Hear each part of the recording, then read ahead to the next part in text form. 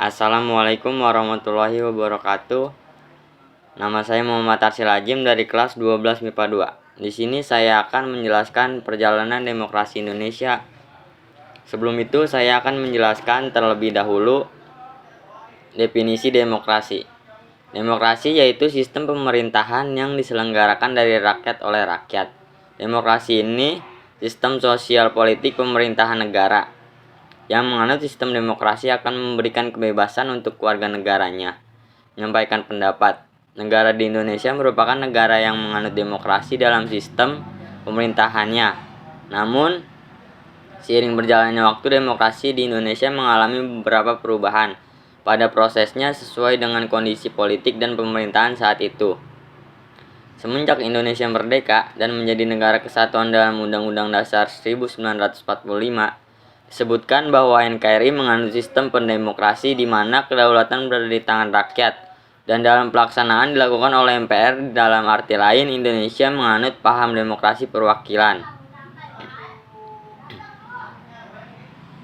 Perkembangan demokrasi masa reformasi kemerdekaan tahun 1945 sampai tahun 1950. Indonesia berjuang menghadapi Belanda yang ingin kembali ke Indonesia. Pada saat itu pelaksanaan demokrasi belum berjalan dengan baik.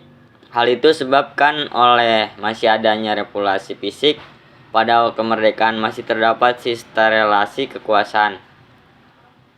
Hal itu terlihat pada pasal 4 Aturan Rakyat Undang-Undang Dasar 1945 yang berbunyi, sebelum MPR, DPR, dan DPAI dibentuk, menurut segala kekuasaan dijalankan oleh Presiden dan dibantu oleh KNAP.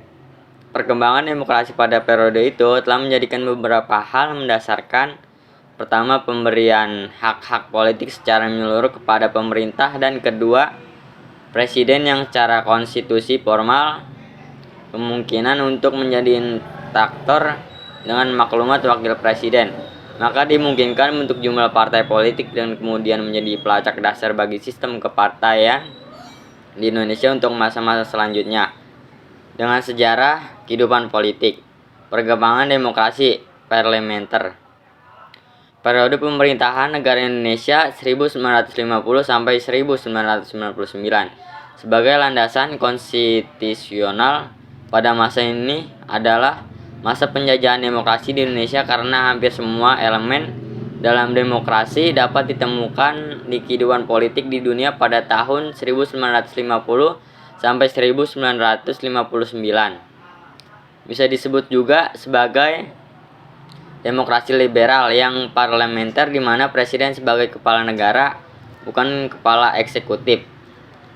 Masa demokrasi ini parlementer akuntan, militas politik sangat tinggi, dan banyak berkembangnya partai dan partai-partai politik.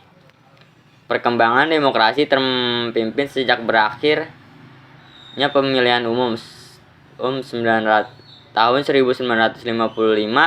Presiden Soekarno sudah menunjukkan gejala ketiga. Senangi kepada partai-partai politik. Hal itu terjadi karena partai-partai politik sangat orientasi pada kepentingan masa ideologi sendiri dan kurang memperhatikan kepentingan politik nasional secara menyeluruh. Yang terakhir, perkembangan demokrasi pada reformasi tahun 1998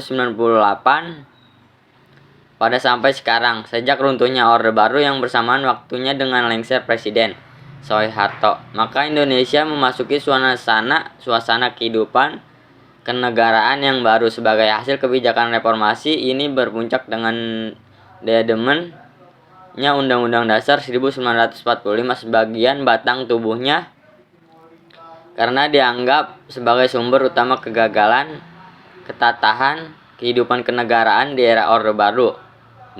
Berakhirnya masa Orde Baru ditandai dengan penyelenggaraan kekuasaan dari Presiden Soeharto ke Wakil Presiden B.J. Habibie pada tanggal 21 Mei tahun 1998.